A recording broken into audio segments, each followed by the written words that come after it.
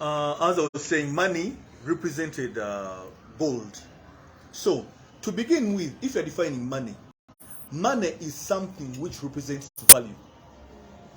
And remember, originally gold was representing value. All the value in the world was represented by gold. So, money is the representation of value. So, any value out there, let it be value in feeding, value in clothing, value in healthcare, value in movement, value in shelter, value in education or knowledge, all that value is represented by money to begin with. Then, the other thing about money is that money measures value. So if you want to know how much value is in your education, you look at how much money you spent on your education. That's how valuable it is. If you know the value of the clothes you're putting on, you look at how much money do you buy that piece of clothing. If you want to know the value of the food you're eating, you have to find out the ingredients in that food. How much did all the ingredients cost? And they will tell you about the value of that of that food. So money measures value. Then the other thing which money does, actually the primary thing which money does, is that money exchanges value. So when I want to get, if I have like personally my job, the value which I own is I have some pieces of real estate which are rentals, and then I also have financial and accounting knowledge. But then I need some other forms of value in life. I need to eat, I need to be treated, I need to move. So whenever I need these other forms of value, I need to exchange my value for the value which I don't have. Now, for me to get that value, I sell what I have and I get money, and I use that money to buy what I don't have. In that instance, money becomes a means of exchange. So on top of money being a measure of value and a measure of value and a representation of value, money is also a means of exchange. Then something which is very, very important, which I will dwell on more later on, is money being a storage of value.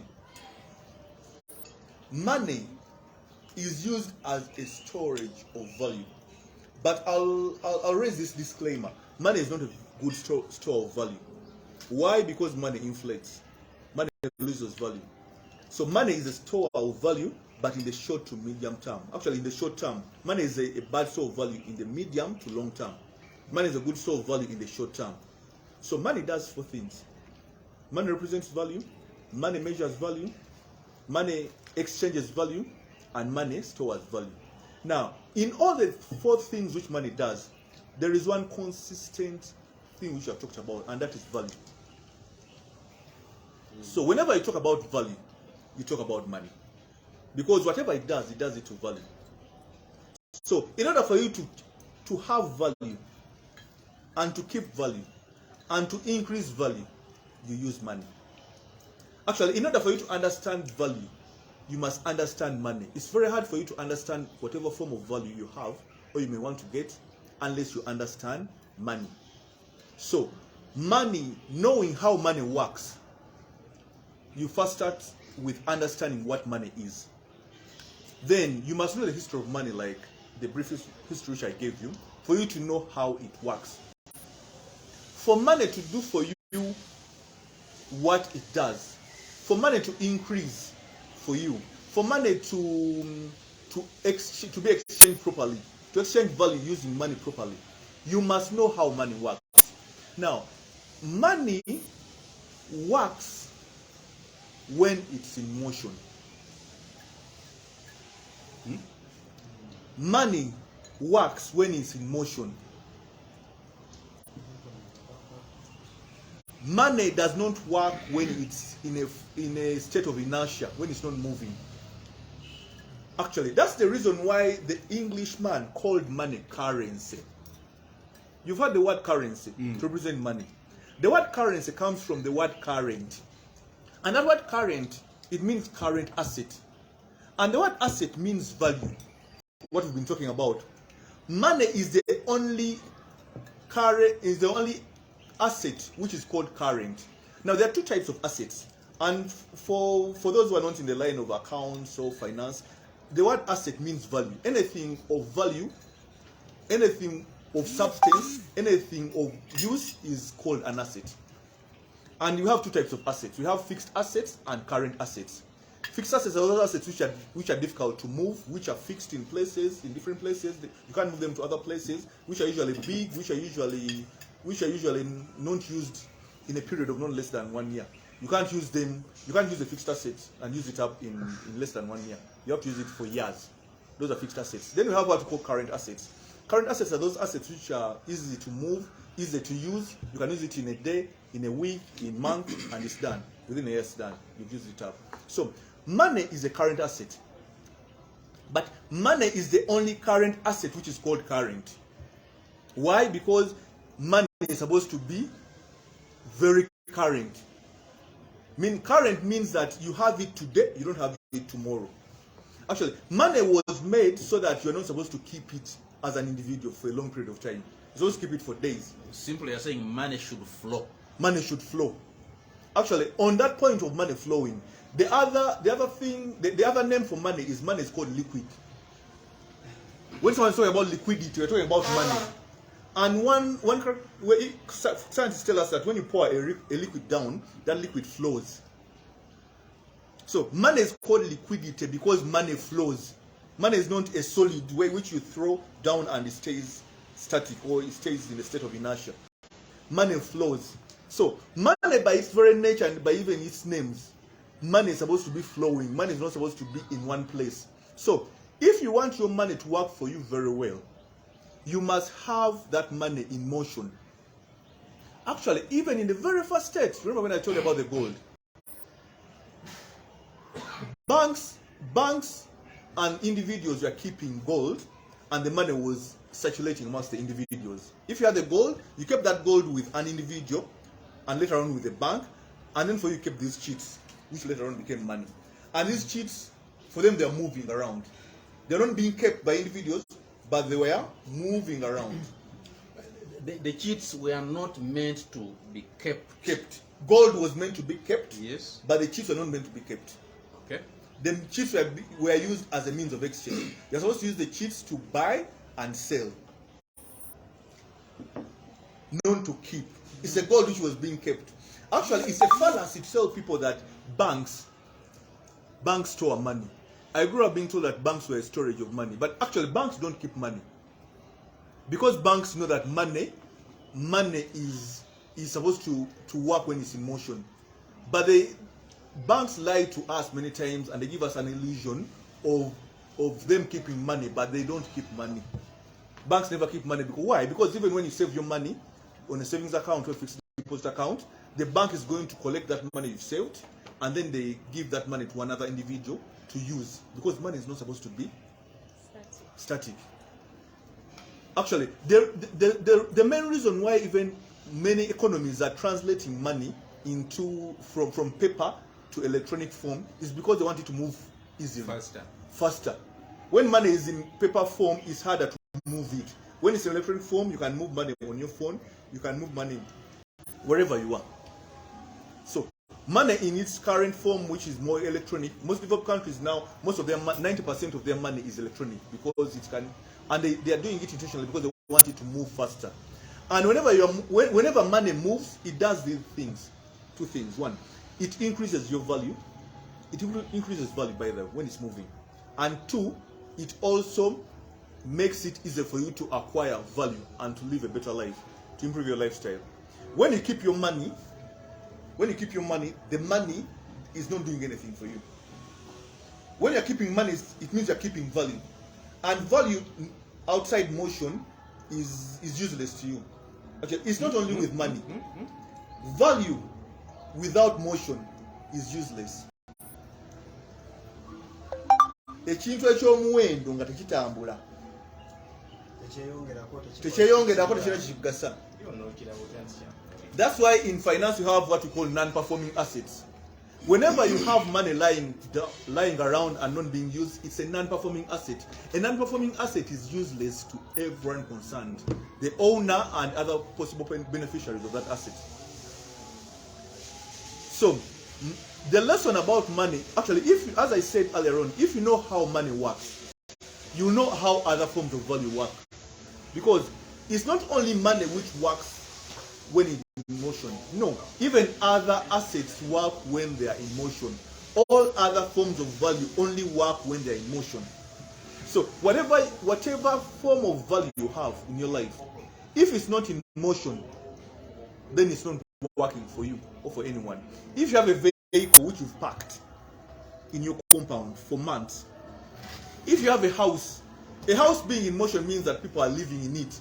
Parts of it are being used. If you have a house which is seated somewhere and not using it, if you have clothing which are in the wardrobe and you're not using it, one time I have a friend who told me he had a pair of shoes which he had last used 5 years back. By the time he got back to that pair of shoes, it was in shambles. It had broken down literally. After about 5 years, I think 4 years or 5 years, she told me. So even whenever you store value and it's not in motion, actually, it's not only useless to you, but it loses value. Whenever you keep value and that value is not in motion, that value lessens. For money, you have what we call inflation.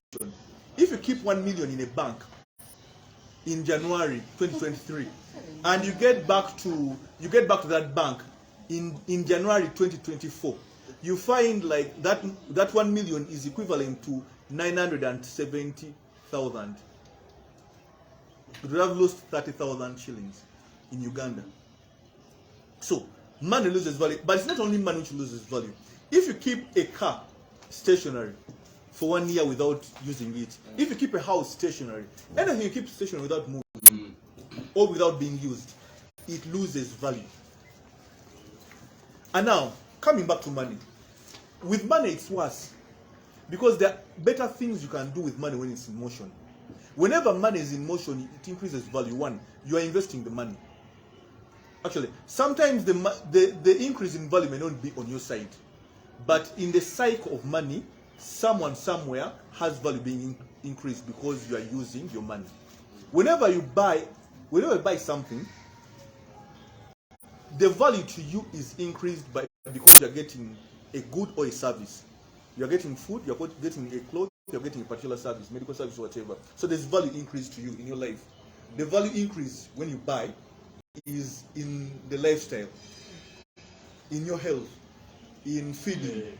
Whenever you buy, the other party who sold you the item, the product, that person is increasing. They have a profit attached to whatever they've sold you.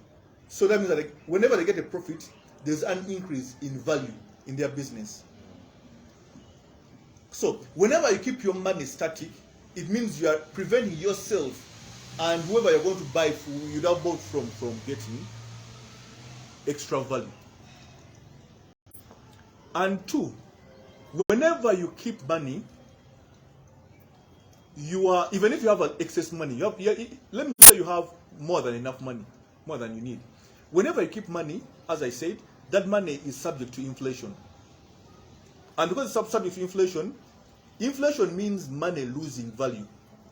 So it's better you let that money multiply, keep on multiplying, so that it's not whenever it's multiplying, you're getting profit. The profits are usually higher than inflation. You should make sure that whenever, for example, you're selling things, whatever you're selling has a profit margin which is higher than the rate of inflation. For example, Uganda's inflation rate has been at an average of 4% per year. In the past 5 years, we've had an inflation rate of 4% per year. Now, if you're selling anything, you shouldn't sell it at a profit margin of less than 4%. You should sell it at a profit margin of higher than 4%. Because if you sell it at a profit margin of lower than 4%, then you're working below inflation and you're not making any profits. So for you to make a profit, you sell whatever you're selling at a rate higher than the rate at which money loses value. And the other reason why you should keep your money in motion is you will never increase your value base or your asset base unless your money is moving. you will never increase your value base. All of us, we live to increase value in our lives and the lives of others. Let me give you an example. If you had 100 million shillings today, and you kept that 100 million shillings, and started buying food, buying clothes of that 100 millions, by the end of the year, you would have used maybe half of it, maybe 50 millions, by the end of the year.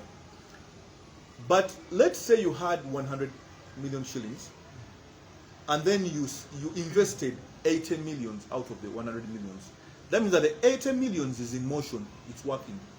And even the 20 millions you stayed with, you are spending on your other concerns. So it's also in motion, it's working. So if you invested 80 million shillings, and that 80 million shillings gave you a profit of 30%, and that would be how much? 30% profits out of 8 million, that is 24 millions.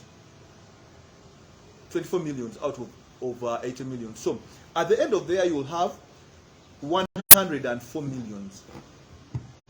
Yet you'd have spent even the 20 millions. You'd have 104 millions, yet you've spent the other 20 millions, and the 24 millions will be outside that will be the profit cap outside the. So you have 124. 24 millions, but then you'd have used the other 20 to spend. 20 to spend on value, on yourself. So that is money for you. That is money for you. Whenever you keep it static, it doesn't create value for you. Neither does it create value for any other person. Actually, this takes me back to, there is a verse, there is a parable in the Bible which I have read over and over again, and it's about 3 gentlemen who are given talents. One was given 5, the other one was given how many? 2. Then the other one was given 1. The third one was given 1. To me, that one, I relate those talents to money. The one who was given 5 went and used the money as it was supposed to be used, and the money multiplied. Even one who was given 2 used the money and it multiplied. The one who was given 1, like the poor people always do, you are given 1 and you keep it. Nagula box, the piggy bank na atereka. Kama wange mumanyi, I know him. He's a tough man. So, and remember, by the one thing I didn't tell you about that, whenever money is in motion, we're exposing it to risk. You get me? But whenever money is in motion, it's exposed to risk of losing it. But then you cannot afford to keep it. That's why whenever you're investing money, you are risking it. It is riskier to keep it than to set it at motion. Yeah. Hey, when you keep money static, Yeah. you lose money. Yeah. When you keep money flowing, you risk money. You risk money. Losing money. Here you lose, there you risk losing. Losing money. But then it's riskier to me keeping money. It's a loss. It's because you're losing. It's a certain loss. You're going to lose it, or you're going to lose some of it. It's riskier because you are certain of losing it. Yet if you're using it, if it's in motion, it's just a probability or a possibility of losing some of it. So going back to the other parable, this guy kept the money, and the last guy kept the money, and the other 2 guys used the money. So when the owner of the money came back and was presented the profits and the original talents or the original money, he praised the 2 who used the money in motion, and he chastised the one who kept the money. This teaches us a lesson that even our good God doesn't want us to keep the value which is given to us. He doesn't want us to keep the. He wants the value to be in motion. He wants whatever value you have with you, whatever knowledge you have with you, any form of value you have, use it. Actually, personally, I have a principle. If I find any value with me which I'm not using, which I've not used for maybe a few months, I give it away. I set it in motion. I give it away.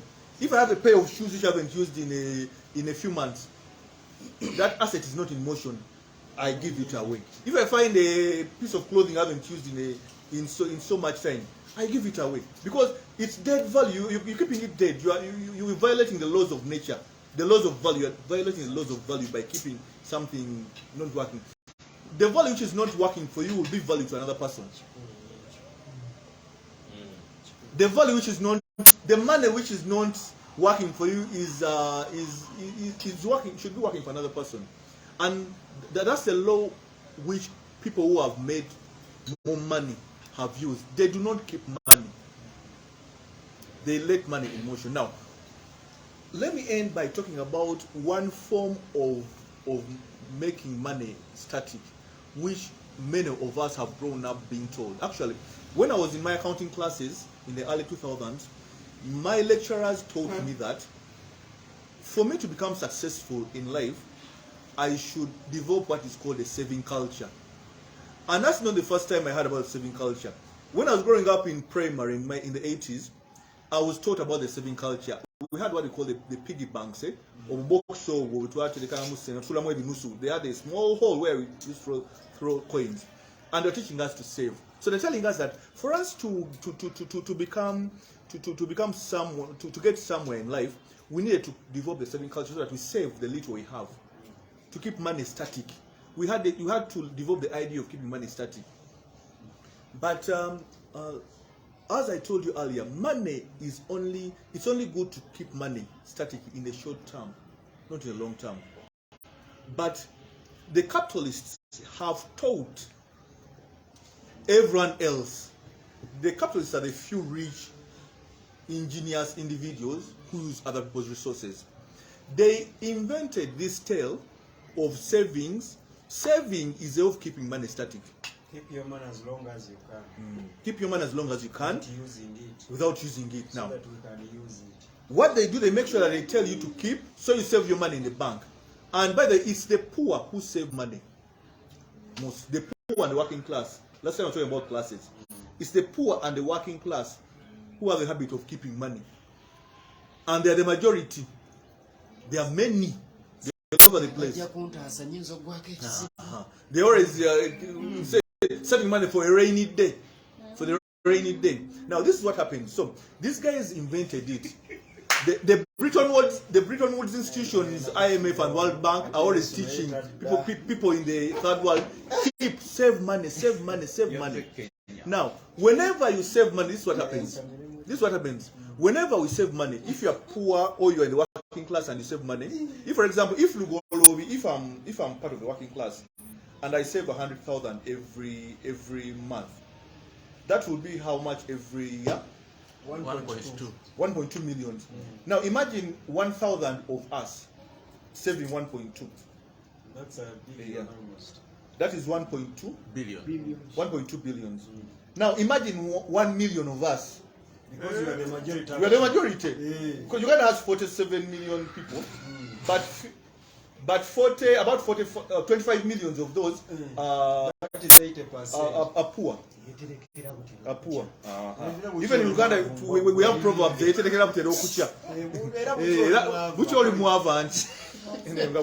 So imagine a million of us saving 100,000 every month. We'll have 1.2 trillion in a what? In a year. Now what happens is that the government and the rich and the institution, they force this misinformation on us about savings, so we keep saving. Now what happens is that the rich people, like in Uganda, the Kwagalanas and the political class who are well off, and the other business people and the middle class, they go and borrow that 1.2 trillion. Those who know how money works, they go and use it, because there is a money. They go and use it and they make profits out of it. And for us to go back at the end of the year, or maybe at the end of 2 years, and then we pick our 2.4 million after 2 years. And they've made profits. And these profits are shared they're shared between the banks and the individuals. That's what happens. And they want to keep this lie going on. They keep on encouraging us, save and save and save. There is one American of Hawaiian origin called Robert Kiyosaki who talks about this a lot. He said that the rich use the poor people's money to make more money. And how do they use it? They use it by telling us to save the money so that they can use it to make more money for themselves. And for them to keep making money and to keep borrowing money, they have to keep that lie going. They don't want to teach you how money works. That money works when it's in motion, not when it's being kept. Only keep money when you're keeping it for a short period of time, in the short term. Don't keep money for the long term, because when you're keeping money for the long term, you are keeping it for the rich who are going to get richer using your own money. And you're defying the laws of nature about money. God bless you as you keep using money well.